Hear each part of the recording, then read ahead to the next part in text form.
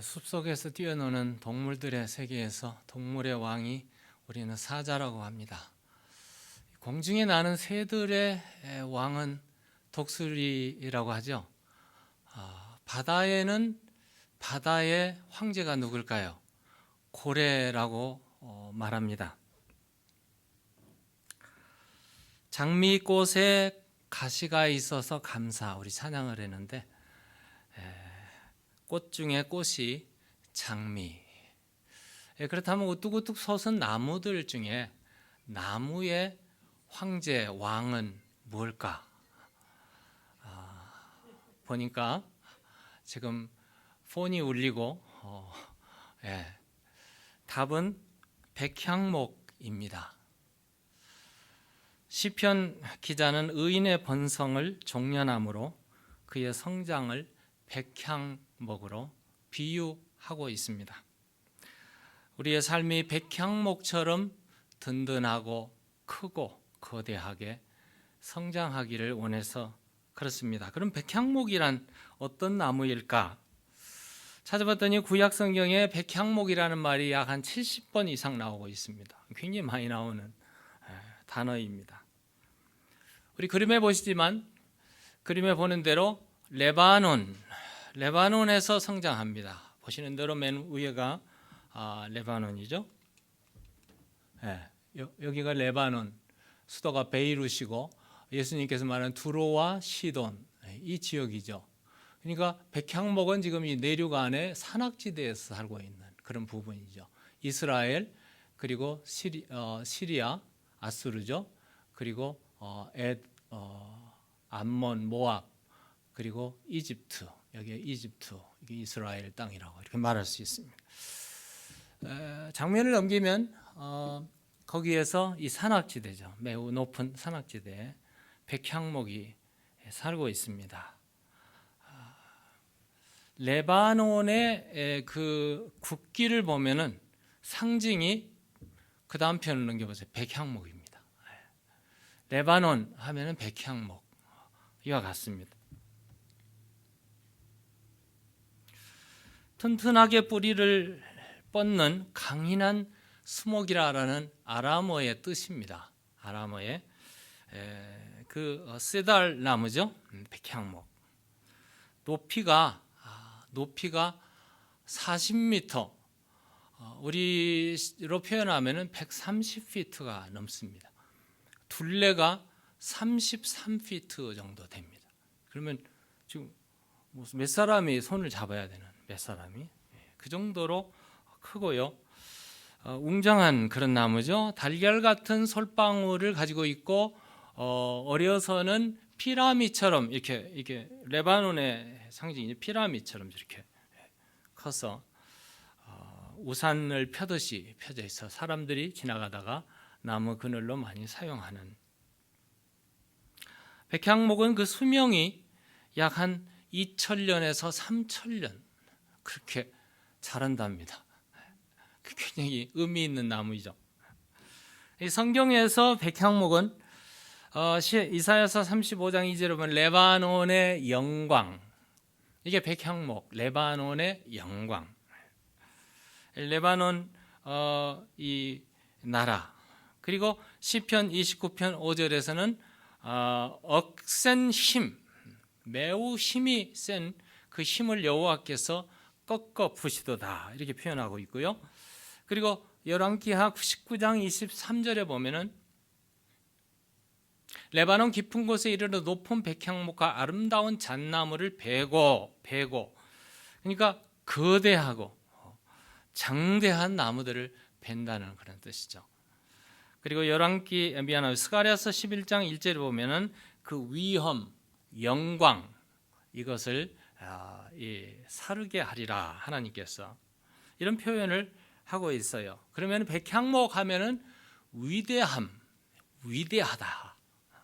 great, 위대하다라는 상징으로 사용하고 있습니다.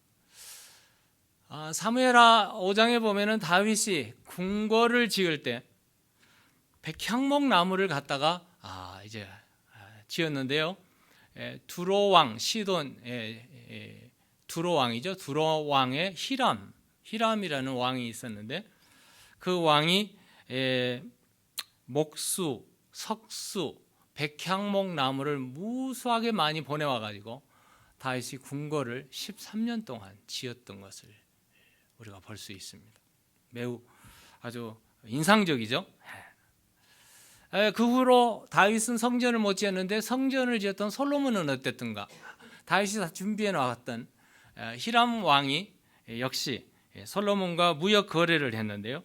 두로왕 히람이 백향목과 잣나무를 전부 갖다가 예루살렘에다 갖다 줬고 그가 얻은 것은 곡물, 기름 이렇게 무역 트레이드를 했던 기록이 있습니다.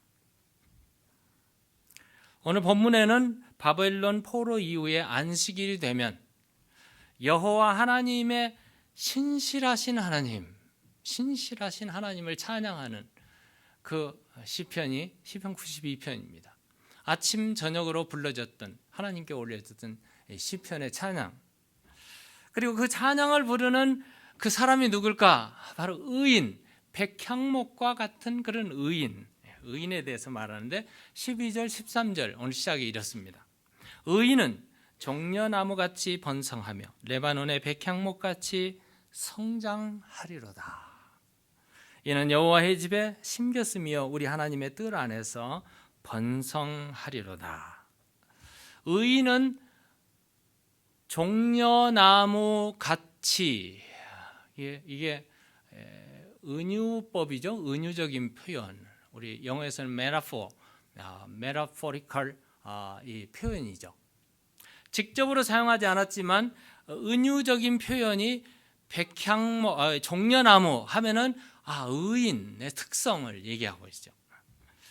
그러니까 13절에는 여호와의 집에 심겼으며 라는 걸로 봐서 바로 의인, 하나님 안에 있는 사람, 그리스도 안에 구속을 받고 하나님의 은혜 가운데 살아가는 신앙인의 인격이 바로 이 종려나무 그리고 백향목 같은 그런 인물을 말하고 있습니다. 그러면 종려나무의 특성은 어떤 걸까? 종려나무의 그림을 보시면 우리 종려나무 옛날 그림이죠.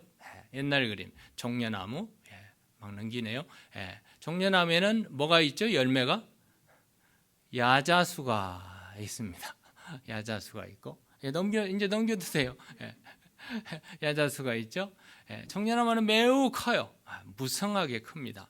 넘기시면 이렇게 무성하게 크고 야자수 열매가 있고 제가 캘리포니아에 이민을 와가지고 첫 인상이 이 종려나무, 이 팜트리죠. 팜트리를 보고 깜짝 놀래. 이런 세계가 있구나. 이게 캘리포니아입니다. 로스앤젤레스 이게 헐리우드 산에서 이렇게 찍어서 이게 로스앤젤레스를 보고 찍은. 거기에 보면은 헐리우드 쪽에 보면은 이렇게 종려나무들이 팜트리가 매우 무성하게 성장해 있는 것을 보게 되죠. 그러면 종려나무의 성격이라는 게 어떤 것일까? 이 바로 의인과고 종려나무. 종려나무 같이, 의인은 종려나무 같이. 그러면 의인의 메타포리칼은 바로 종려나무. 종려나무는 바로 의인의 특성. 이렇게 말했어요. 의인, 이 종려나무의 특성은 첫 번째가 강인한 생명력을 가지고 있어요. 매우 강한 생명력. 두 번째, 유용합니다. 버릴 것이 없는 나무가 바로 종려나무. 세 번째, 불변성입니다. 변하지 않고 항상 상록수예요. 항상 그린 컬러로 놓여 있는. 비가 오나 메마르나 사막지대 열대지방에 아주 이제 팔레스타인으로 말하면 이집트나 아라비아나 저 이란 이 근처에서 그냥 모래바람, 비바람 막 치는 이런 곳에서도 그냥 거뜬히 살아가 숲을 이루고 무성하게 성장하는 게 바로 종려나무입니다. 강직함도 있죠. 그냥 쭉쭉 뻗어나가는 나무처럼 이렇게 성장하는 그런 것입니다. 뿐 아니죠. 강한 생명의 유용성이 있어요. 아까 우리 버릴 것이 없다고 그랬는데 이 열매, 야자수가 열립니다만 야자수 열매는 약품으로도 사용하고 또 기름으로도 사용하는 이런 것들이죠. 잎은 가정용품을 만드는 각종 가구, 가정용품을 만들고요. 그리고 가지는 섬유질이 많아서 실로, 밧줄로 사용하기도 하고. 그리고 야자수안, 그리고 또 이 종려나무에서 솟아오르는 액체이죠. 수액. 수액은 이 좋은 술을 만들기에 참 좋은 그런 재료랍니다. 그뿐 아니죠. 나무의 몸통은 굉장히 땔감으로 좋은, 매우 좋은. 그러니까 버릴 게 없어요. 의인은 종려나무 같다. 이 바로 의인, 예수 안에 하나님을 믿고 예수 안에 변화된 사람은 버릴 것이 없는 사람, 유용한 사람뿐 아니죠. 사막지대에는 겨울이라는 게 없지만 사실 1년 내내 그린 컬러를, 프레쉬를 제공하는 불변성이 변함이 없이 있는 것. 이 종려나무의 특성이야말로 바로 의인의 특성이라고 말할 수 있습니다. 우리 신앙인의 우리 뒤에 구절에 보면 늙어도 여전히 결실하며 노년에도 여전히 나는 나이가 먹어서 이제 쓸모가 없다. 아니에요. 얼마나 쓸모 있는 사람이 되어야 됩니다. 얼마든지 쓸모 있는 사람이 되어야 돼요. 그분인가요? 우리 레바논의 백향목 같이, 은유법을 또 사용하죠. 백향목 같이. 그럼 우리 의인의 특성이 백향목, 백향목의 특성이 의인이라면 백향목을 또 한번 보시기 바랍니다. 그림 한번 볼까요? 이 백향목의 나무는 이렇게 어마어마하게 큽니다. 굉장히 아까 얘기했듯이 이 둘레가 몇 사람이 손을 합해도 닿지 않을 정도로 큰 나무이고요. 그리고 아까 솔방울처럼 확대해놔서 그래 이게 큰 굉장히 달걀 같은 솔방울이죠. 솔방울이 백향목 나무에 열립니다. 유용하게 쓰는 것들이죠. 그뿐 다시 넘겨보면 이렇게 무성한 이 백향목은 레드우드라고도 할 수 있는 우리 미국 서부 지역에 주로 많이 레드우드, 세코야 파크에 여러분 가보셨으면 아시겠지만 이런 나무죠. 이게 여기에 북아메리카에서 성장하는 나무. 팔레스타인의 백향목은 조금 모양새가 좀 다릅니다. 장면을 넘기시면 여기 나와 있죠. 여기 보시는 대로 백향목이 지금 레바논의 백향목 이런 모습이에요. 이런 모습이고 우리 웨스턴 여기 서울에는 여기 세코야에서 다른 레드 세달이죠. 레드우드. 각 지방에서 나오는 백향목의 모형을 좀 다르게 이렇게 표현을 해놨습니다.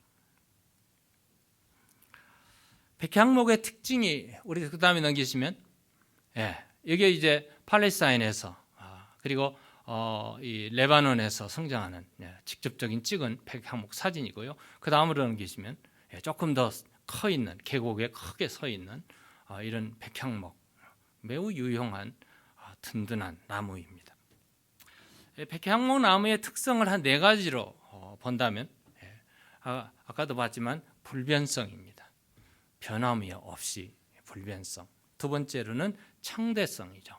창대하게 매우 거대한 나무로 크고요. 세 번째로는 존귀성입니다. 매우 귀한 나무예요. 그냥 허드렛 나무가 아니라 매우 귀한 나무. 그리고 5번째로는 견고성입니다. 매우 튼튼한 그런 나무입니다. 아까도 얘기했지만 백향목의 수명은 1년, 2년도 아니고 10년, 20년도 아니에요. 몇 백년도 아니고 적어도 세기를 단위로 가지는 세기가 단위예요. 바로. 그러니까 2000년, 3000년, 그럼 기본적으로 한 1000년에서 3000년을 사는 그런 나무. 그러니까 3000년 동안 나무가 있다면 그만큼 성장한다는 나무죠. 변함없이 성장하는 백향목, 불변의 신앙과 같은 그런 모습입니다. 우리 사람은 한 20년 자라면은 20살쯤 되면 다 커버리죠. 다 커버려요. 모든 생물도 마찬가지. 그냥 어느 기간이 지나면은 더 이상 크지 않아요. 보통 나무들이 자라다가 어느 정도 성장하고 나면 그 다음 노쇠 현상으로 고목이 되죠. 고목이 됩니다. 백향목은 줄기차게 지치지 않고 끝까지 2000년, 3000년 동안 지치지 않고 성장하는 게 백향목. 이게 불변성이죠. 버드나무는 순식간에 자라나죠. 우리 장명화 집사님들 얘기하면 오이는 하루아침 자고 나면 막 그리 크죠. 오이 커 나갑니다. 우리 한국 사람들은 성격이 오이하고 비슷해요. 굉장히 빨리빨리. 우리 외국 사람들이 한국 사람들 제가 가이 팔버를 신방했더니 빨리 이래요.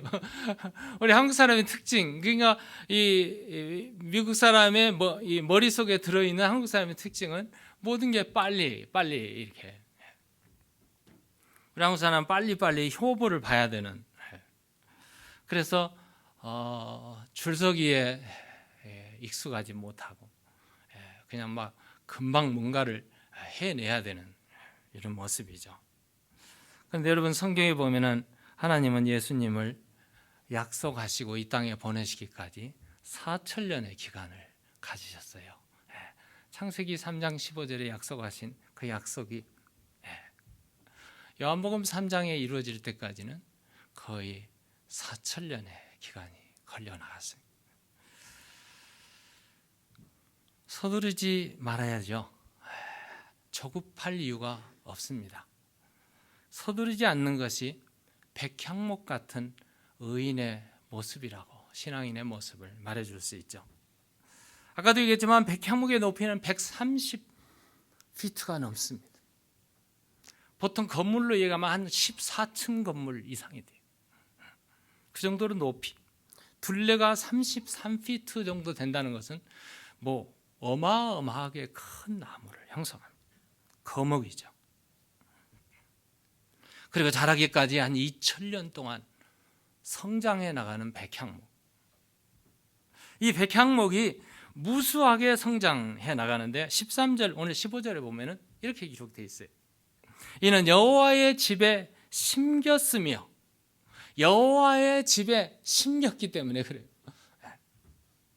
우리 하나님의 뜻 안에서 번성하리로다. 그는 늙어도 여전히 결실하며 진액이 풍족하고 빛이 청청하니 여호와의 정직하심과 나의 바위 되심과 그에게 불의가 없음이 선포되리로다. 백향목의 아름다운, 하나님께 영광이 되는, 하나님 보시기에 아름다운 이런 모습입니다. 늙어도 결실하는 나무.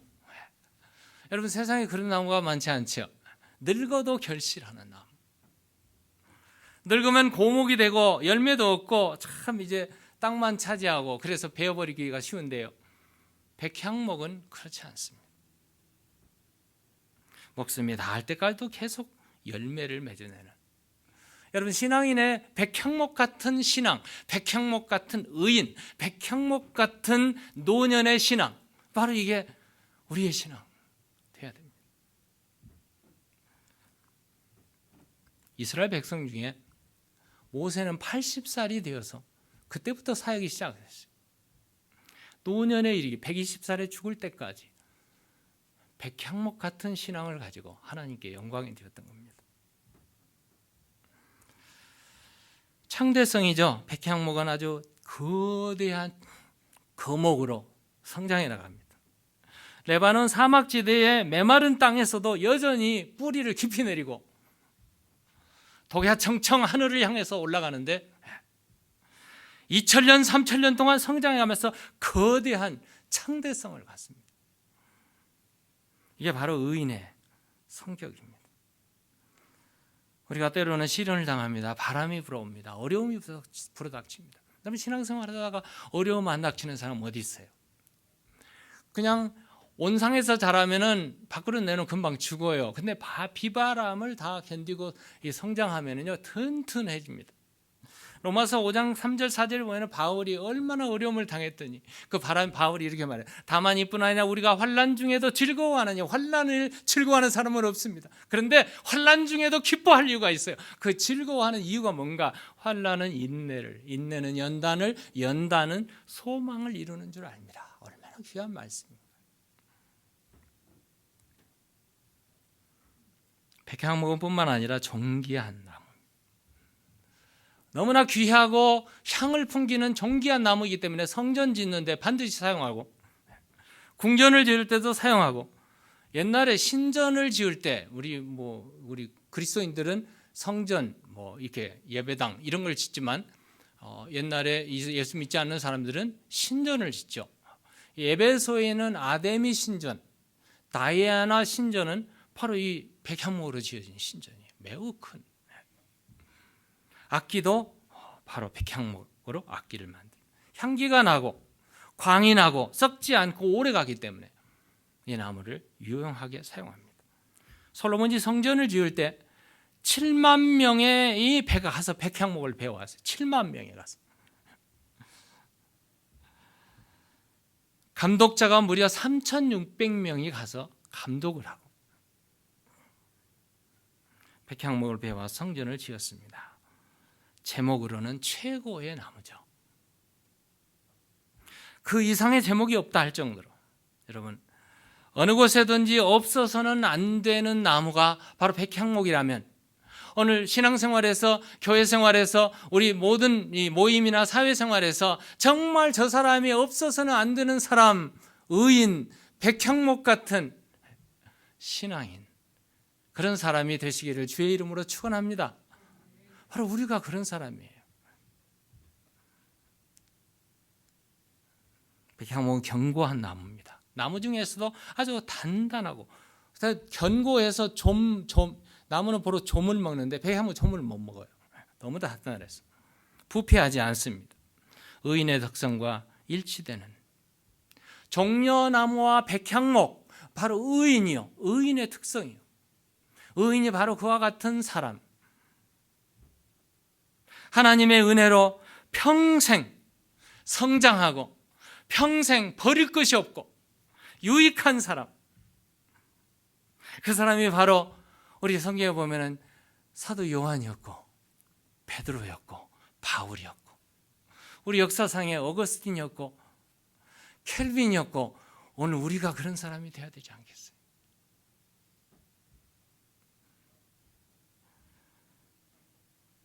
크리스찬 헤드라인을 제가 신문을 읽다가 깜짝 놀랐는데요. 우리가 잘 아는 사람이죠. 시애틀에 꽃집을 운영하는 사람인데, 그분의 이름이 여자분이죠. 스투츠만인데요. 77세 할머니로 올해 은퇴를 했어요. 그 은퇴를 그동안 못했던 이유가 8년 동안 법정 싸움을 했기 때문에. 법정 싸움, 여러분, 8년을 했으면 얼마나 지치고 힘들고 어려운 일입니까? 그런데 끝끝이 최종적으로 우리 US 수프림 코트에서 파이널 디시전을 내릴 때까지 기다렸다가 디시전이 내려지고 나서 그런 은퇴를 했어요. 그 이유가 2013년에 한참 우리 동성애가 활발하게 움직이고 있을 때, 시애틀에 꽃집을 운영하는데 동성애자들이 결혼하기 위해서 꽃집에 와서 꽃을 오더를 했어요. 오렌지를 해달라고 그랬어요. 근데 그분이 나는 크리스찬이고 예수를 믿는 크리스찬으로서 여기에 나는 허락할 수가 없다, 반대를 했더니 수를 했어요. 법정의 싸움이 시작됐습니다. 시애틀 워싱턴 그 주 코트에서 2번이나 졌어요. 2번이나 졌습니다. 얼마나 힘들었을까요?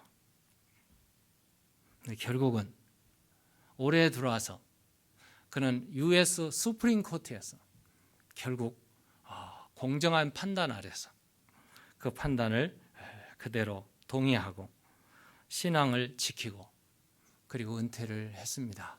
견고함이죠. 우리 신앙이 적어도 이 정도 견고해야 되지 않겠어요? 믿음을 가졌다는 것이 타협할 줄 모르는, 정말 예수 믿는 것이 이와 같이 기쁨이 되고 힘이 되고 능력이 되고 성장이 되고 하나님께 영광이 되는.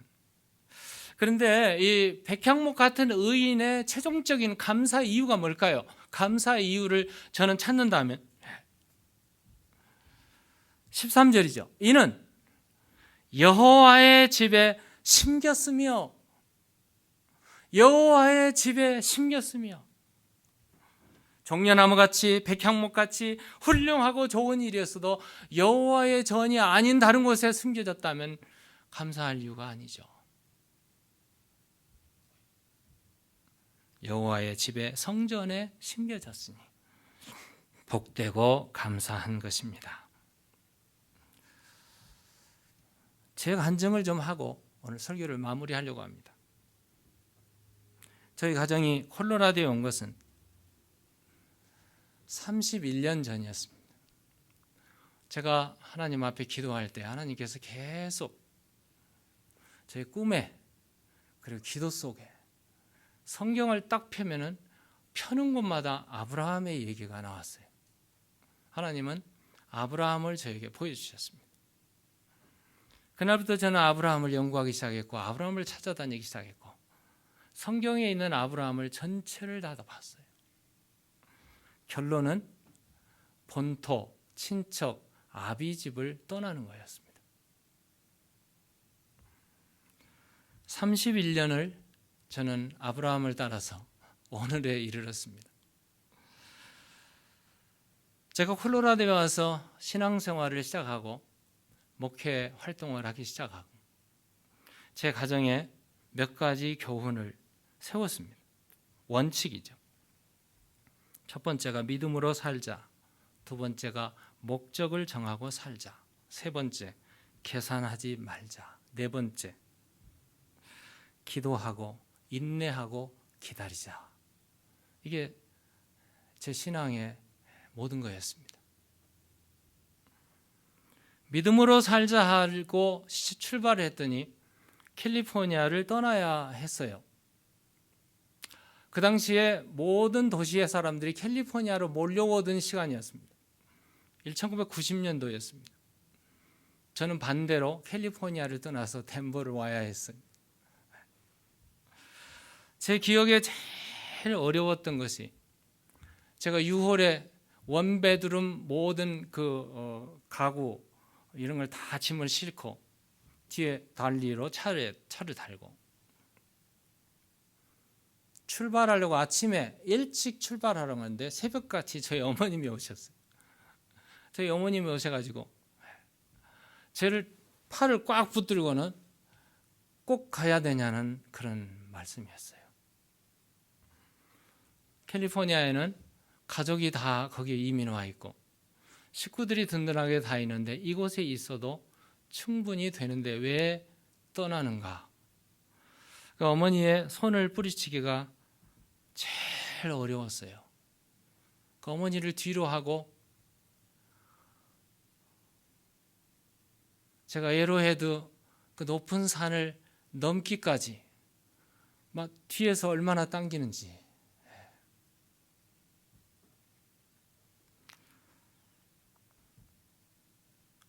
제가 지금까지 살면서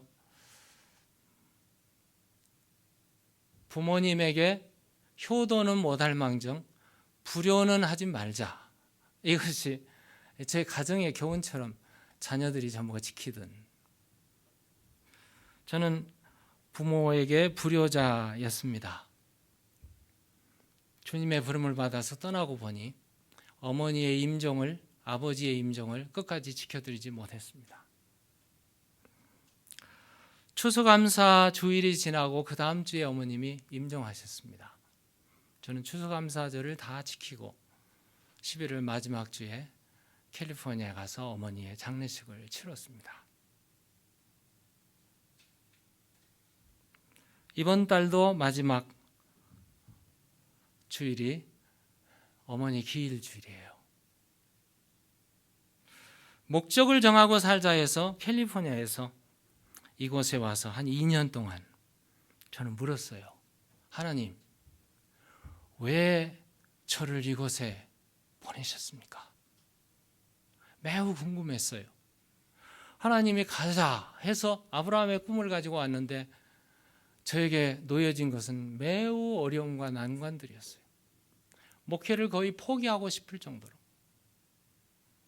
그런 난관에 제가 하나님 앞에 물었어요. Why did you send me here? Why? Why did you send me here? 이 질문을 한참 던지면서 기도에 빠져 있을 때 하나님께서요, 그걸 가르쳐 주셨어요. 제가 조그마한 사무실에서 사무를 보고 있는데, 교회 사무실에 한 처녀가 찾아왔어요. 처녀가 찾아와서 눈물에 눈물을 다 흘리고 콧물 눈물을 막 흘리면서 남자친구를 만나서 결혼을 하려고 하는데 부모가 반대를 해서 결혼을 못한대요. 그러니 결혼은 못할 망정 남자친구를 구원해야 되겠다는 거예요. 예수 믿게 해달라는 거였어요. 눈물을 흘리고 기도하고 갔는데 그 다음날 남자친구가 제 사무실에 찾아왔어요.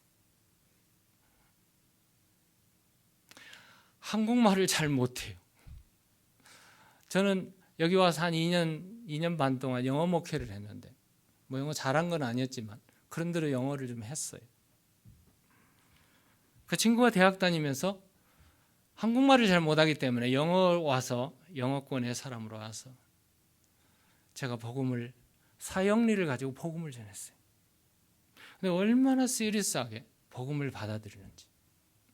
바로 그 자리에서 예수님을 영접하고 구원의 역사가 일어났어요. 저는 깜짝 놀랐어요. 아, 하나님이 이것 때문에 나를 이곳에 보내셨구나. 그때부터 깨닫기 시작했어요.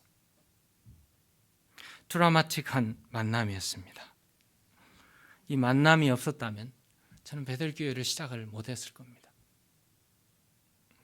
통계적으로 보니까 미국 교회의 목회자들 중에 코비드-19 이후에 목회자들의 38%, 3명 중에 한 분이 넘습니다. 38%의 목회자, 목사님들, 시니어 패스터들이 이유 없이 코이트하기를 원한대요. 지금 이만큼 우리 왕장로님 기도하셨지만 이만큼 어려운 시기를 지나고 있습니다.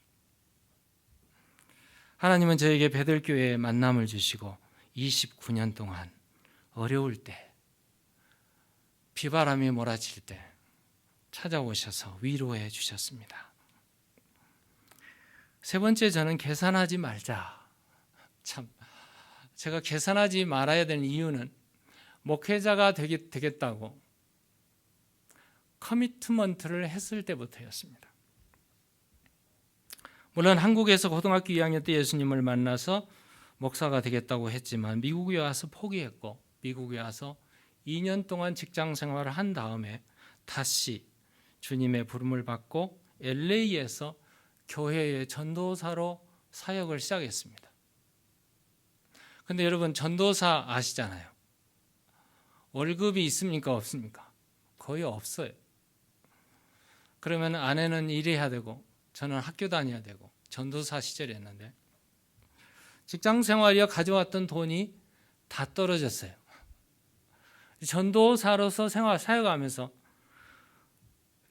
바닥이 난 거죠. 정말 힘들었어요. 원베드룸 아파트에서 살면서 내일 먹을 양식이 떨어져 버린 거예요. 쌀떡에 쌀이 없고 아무것도 없고 냉장고에 아무것도 없었어요. 그때 제가 기도했어요. 하나님, 이게 하나님이 저를 부르신 겁니까? 라고 기도했을 때 갑자기 문을 두드리는 소리가 들려오더라고요. 깜짝 놀랐어. 문을 열어봤더니 벨리 중앙장로교회 안수 집사님이셨어요. 그 안수 집사님이 문을 덩덩 두드리면서 쌀가마를 짊어지고 왔어요.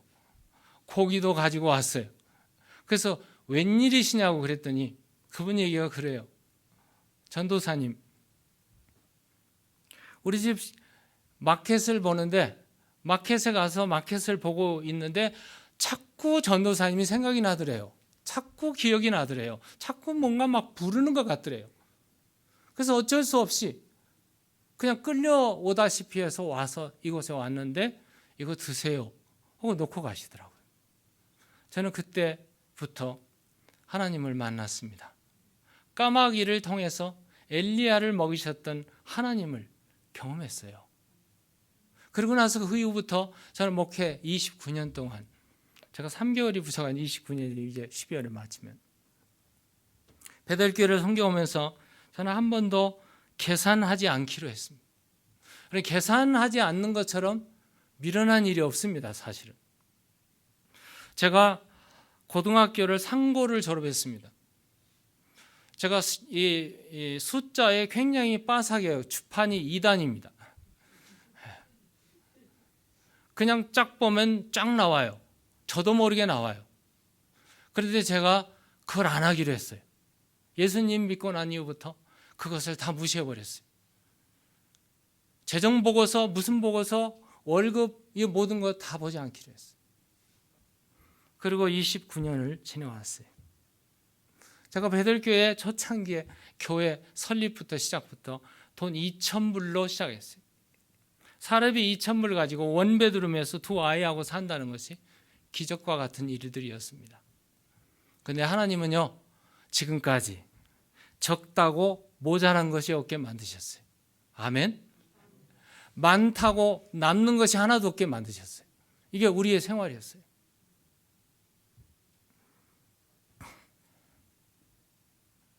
기도하자, 인내하자, 기다리자.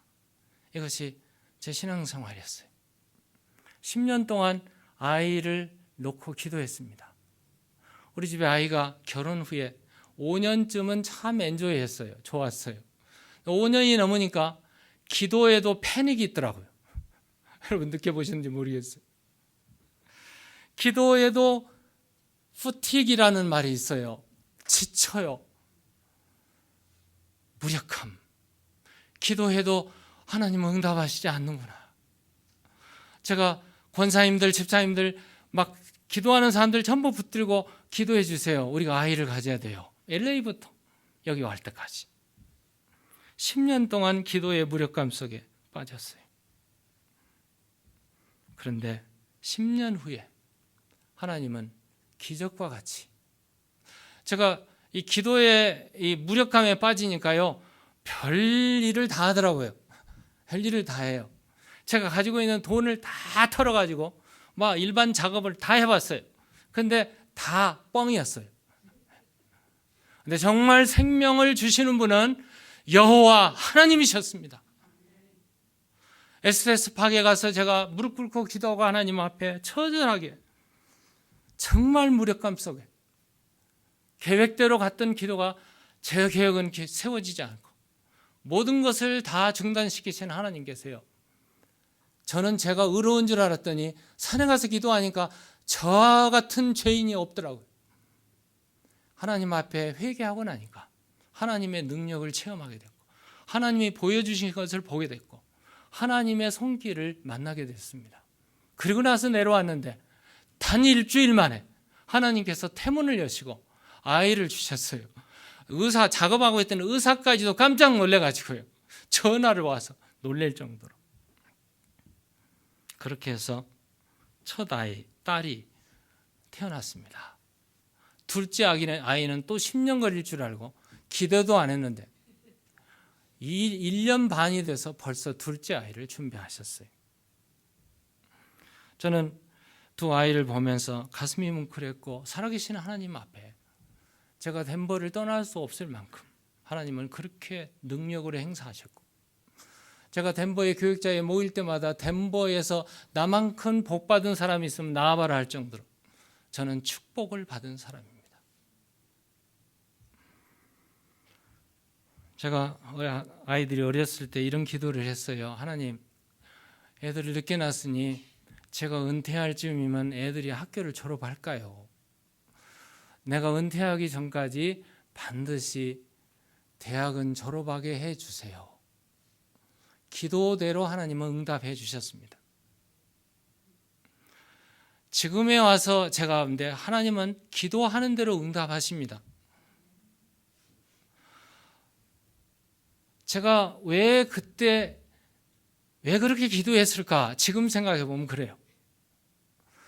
기왕에 응답하실 하나님을 내가 믿고 기도했다면, 하나님 내가 은퇴하기 전에 두 아이가 결혼하게 해주세요, 그렇게 기도했더라면, 이게 욕심이죠. 이게 욕심입니다. 변함없이 사랑하신 주님, 변함없이 주님만을 만나게 해주셨고 사랑하게 해주셨고, 목회 속에서 좋은 만남, 꾸준한 만남, 변함없는 만남, 너무나 감사해요. 사랑과 섬김의 만남, 어떤 분은 조건적인 만남도 있었고, 어떤 사람은 상처를 남기는 만남도 있었고, 어떤 분은 배신하는 만남도 있었습니다. 고통스럽고 쓰라린 만남들을 경험하게 하셨습니다. 그런데 끝까지 견뎌주시고 기다려주시고 함께해 주신 분은 우리 주님이셨습니다. 여러분, 그림을 크게 그리시기 바랍니다. 백향목나무처럼 거대하게 큰 꿈과 비전을 가지시기 바랍니다. 그리고 조급하지 말고 계속 끊임없이 성장하시기 바랍니다. 교회에, 하나님의 품에, 주님의 나라에 꼭 버릴 것이 없는 쓰임받는 사람이 되시기 바랍니다. 변함없이 그분을 사랑하고 그분께 감사하는 추수감사 주일이 되시기를 주의 이름으로 축원합니다. 기도하십시다.